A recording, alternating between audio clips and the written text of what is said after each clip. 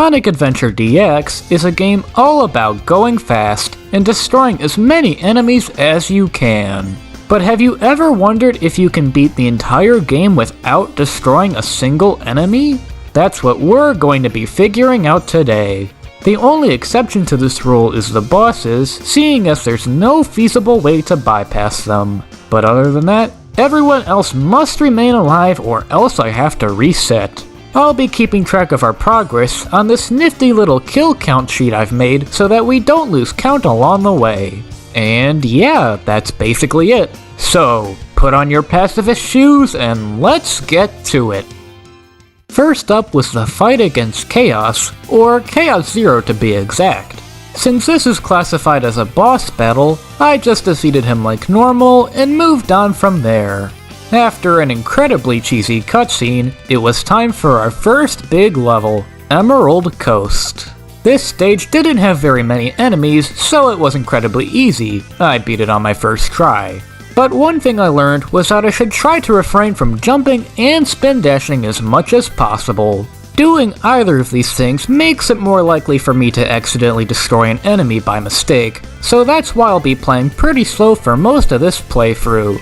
It might not be as much fun, but I've got to do whatever I can to keep a clean record, you know what I'm saying? I also checked around the hub world to see if there were any enemies roaming around, and of course there weren't any, which wouldn't really make much sense anyway. And with that, I was off to Mystic Ruins. After getting to Tails' workshop, I had a quick fight against the Egg Hornet, which was very simple to complete. Then after that was Windy Valley. This is the first level where you have Tails following you from behind, and I was worried at first that Tails might try attacking nearby enemies, since that's how he functions in the 2D games. But to my knowledge, Tails doesn't have that ability in this game, as he didn't go after a single badnik. Or so I thought. When I got to the end of the stage, I noticed that I had an enemy score of 10, meaning Tails had defeated an enemy along the way.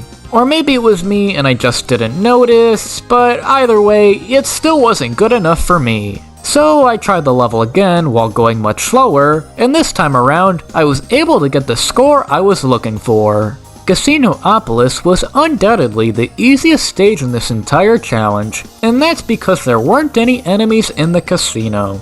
There is an underground part to this level that does have some badniks in it, but as long as you're careful, that area can be avoided entirely. So after playing some pinball and taking a well-deserved shower in a public restroom, I collected the next Chaos Emerald, and that was that.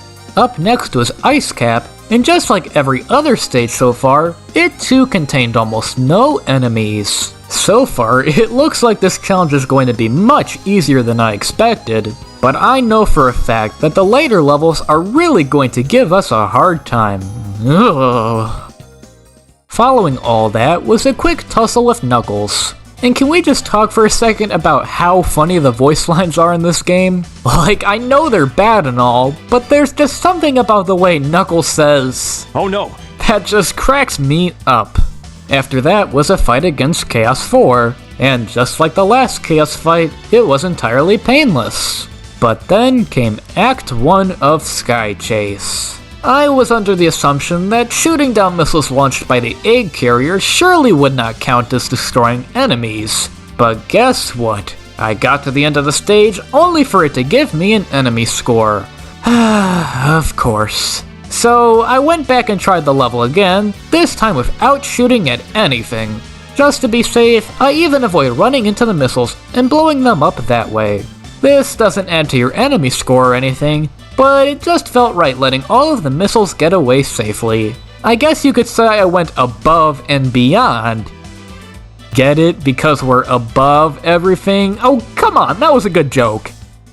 Now it's time to follow Amy to Twinkle Park. One awkward conversation later, all I have to do is hop into one of these bumper cars and... oh. You have to destroy the enemies inside the bumper cars to get one. Oh no! Things were looking pretty grim at first, but I already had a couple of ideas hatching. I looked around the stage to see if there were any extra bumper cars laying around without badniks inside them, and of course there weren't any. So then I turned to the speedrunning community. I scoured through dozens of past speedruns to see if there were any sort of skips I could use to bypass this section. But unfortunately, every speedrun I watched had Sonic hijacking one of the enemy's bumper cars. At this point, I was starting to become desperate. I tried for almost an hour to clip myself through the door using every means possible. This game's pretty glitchy, so I thought maybe there was a chance I could break through the barrier. But I'm pretty sure there's an invisible wall here anyway, so this was out of the question. My last trick was to try and bypass this level entirely by entering Speed Highway early. And while I was able to do so by glitching through the door that Knuckles usually uses to get there, even after I beat it, the game still wanted me to do Twinkle Park. So unfortunately, no. It is not possible to beat Sonic Adventure DX without defeating a single enemy. It's crazy to think how this challenge went from being really easy to flat out impossible in just a matter of seconds. It's unfortunate, but let's continue onwards and see how many deaths are required to beat Sonic Adventure DX. After committing our first felony, I thought that everything would be okay from there, but boy was I wrong! Our first problem comes with the racetrack section. I had forgotten just how many enemies were on the course, which made trying to avoid them all an almost impossible feat.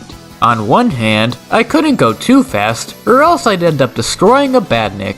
But on the other hand, I couldn't go too slow because the guys driving the bumper cars will follow you if you aren't going fast enough, making it more likely for you to hit them! I had to retry this stage so many times, but eventually, I memorized the route I needed to take in order for me to bypass all my troubles. But then came the second half of the level.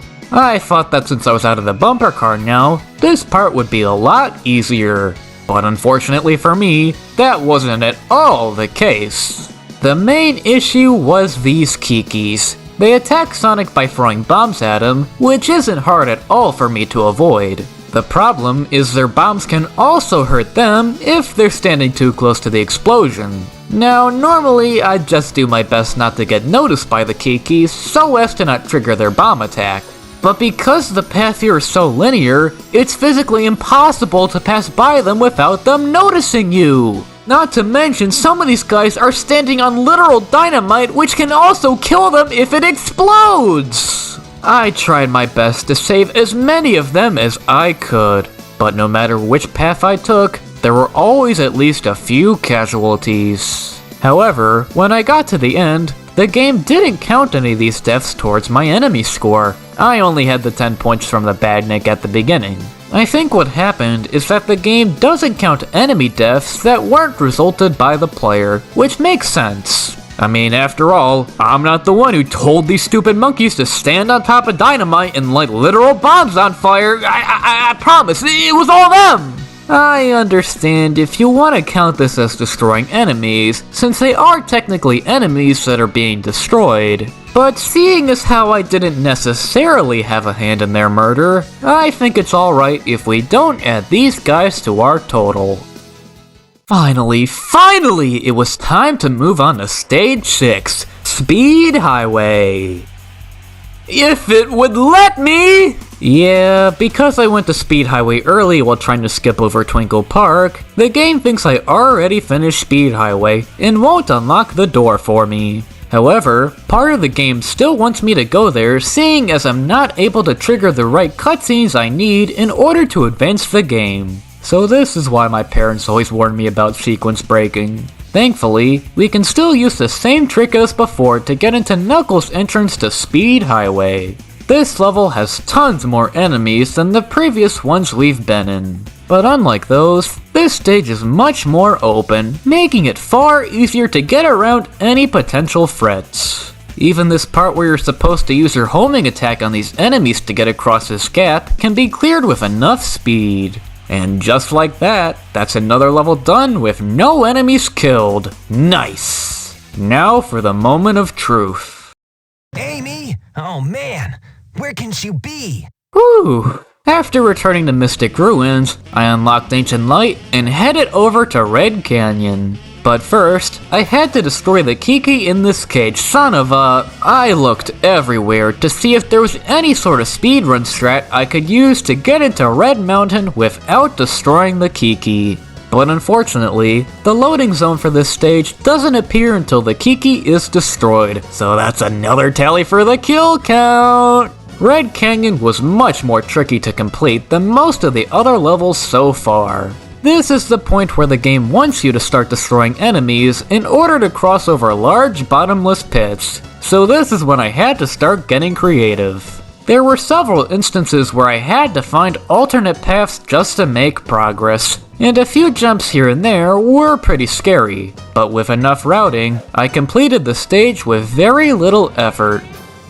But now it was time for Act 2 of Sky Chase. And I'll admit, I was pretty worried at first, seeing how difficult the first act was. But surprisingly, I got it down in only about 20 minutes. Except for the part where you have to attack the egg carrier by shooting at it while it's launching missiles at you that count towards your enemy score if they explode, and oh, come on! I'm gonna need some more paper. Now this brings up an interesting debate. Do I count these missiles as enemies since they're the exact same as the other ones? Or do I exclude them due to the fact that they're being destroyed during a boss fight?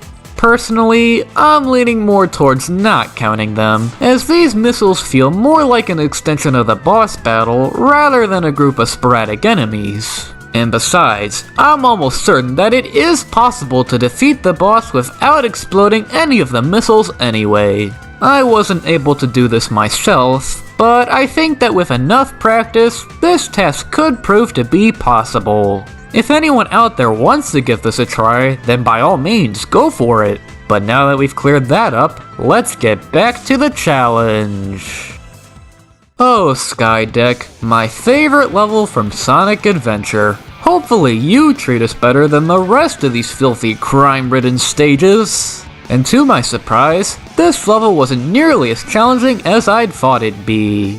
There were several tricky jumps I had to make, and a few of the routes weren't possible due to the placement of several enemies. But after only a few resets, I managed to sneak by with a clean record. Oh, and in case you're wondering about the part where you have to destroy the huge cannon with the rockets, that part didn't count towards my enemy score, so I guess it's another get out of jail for free card. Following that were the boss fights against E102 Gamma and Chaos 6. And let me just say, it feels so good to be able to attack something again. You have no idea how hard it is to resist the temptation to spin dash into all these badniks. You really have no idea. But then came along Lost World and ugh. No, not that one. This one. This stage is my least favorite one in the game, and just like usual, it took forever until I got to the end. There wasn't anything too particularly noteworthy about it, aside from the fact that there were almost no enemies along the way. And before I knew it, I was at the last level, Final Egg. This was definitely one of the hardest stages I had to play through. It wasn't as bad as, say, Twinkle Park, but it was still absolutely dreadful. I had to make numerous scary jumps over bottomless pits, and even sometimes used the spin dash to get around certain parts. But after lots of trial and error, I saw the light at the end of the tunnel. Because once I saw that precious 0 next to my enemy score, I knew that it was over. I defeated Eggman and his Egg Viper, and just like that, we have completed Sonic Adventure DX while defeating as few enemies as possible. So, how many innocent civilians did we have to slay along the way? Well, in case you forgot, the answer is 2. They were the victim of vehicular manslaughter and the casualty of prison brutality. But honestly, these murders were absolutely necessary in order to beat Sonic's story, so I think 2 is about as good as we can do. At least for now. Maybe one day someone will find a strategy to make that number decrease even further. But I'm completely content with how far I've gotten today. Well, I did it. It wasn't easy, but I mean, come on. I should be proud of this. I think this calls for celebration, and I think I'm going to do so by playing a video game. Let's see what I've got. Mario Wonder, Dog Island, no, the rest of the character stages from Sonic Adventure DX. Oh no!